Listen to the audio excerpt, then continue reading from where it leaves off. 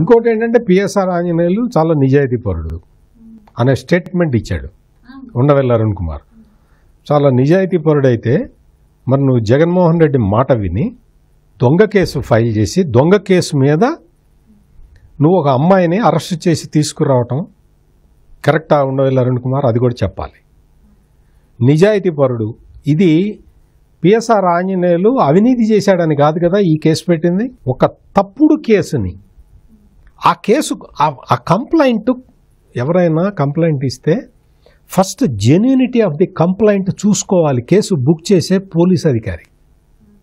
అది చేశాడా అనేది ఉండవెల్లి అరుణ్ కుమార్ చెప్పాలి. అది చెయ్యకుండా పిఎస్ఆర్ ఆంజనేయుల్ని జగన్మోహన్ రెడ్డి ఏం పిలిచేవాడు, వాళ్ళ నాన్న రాజశేఖర రెడ్డి ఏం పిలిచేవాడు, అవన్నీ మాకెందుకయ్యా? చేసిన పని ఏంటి, ఆ చేసిన పనితోటి జరిగిన డెవలప్మెంట్ ఏంటి, ఆ డెవలప్మెంట్ కారణంగా ఈ పరిణామాలన్నీ జరిగినాయి అనేది ఈ వాస్తవాన్ని కప్పిపుచ్చి పోలీసులు పనిచేయటానికి వీల్లేదంటే పోలీసులు పని చేయటానికి వీల్లేని పరిస్థితులు కల్పించింది నీ జగన్మోహన్ రెడ్డి. ఒకసారి మాట్లాడు.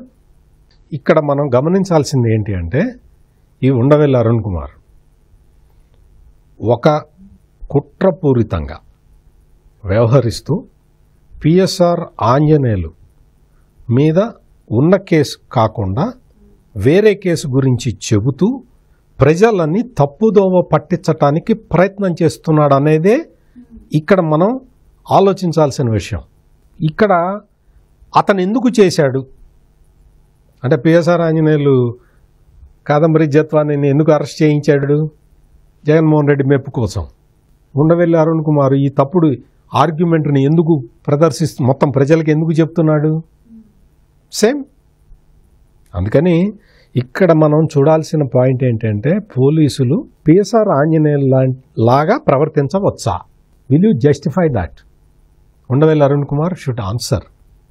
వచ్చి కూర్చొని నీకు ఇండియా పాకిస్తాన్ యుద్ధం గురించి చెప్పి రకరకాలుగా చెప్పేసి ఆ తర్వాత అసలు ప్రెస్ కాన్ఫరెన్స్ పెట్టిందే ఈ విషయాలు చెప్పటానికి.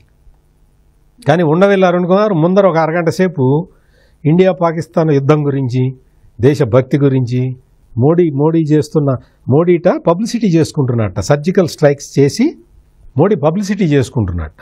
అంతకుముందు కూడా సర్జికల్ స్ట్రైక్స్ జరిగినాయట. అవి అప్పటి కాంగ్రెస్ ప్రభుత్వాలు పబ్లిసిటీ చేసుకోలేదట.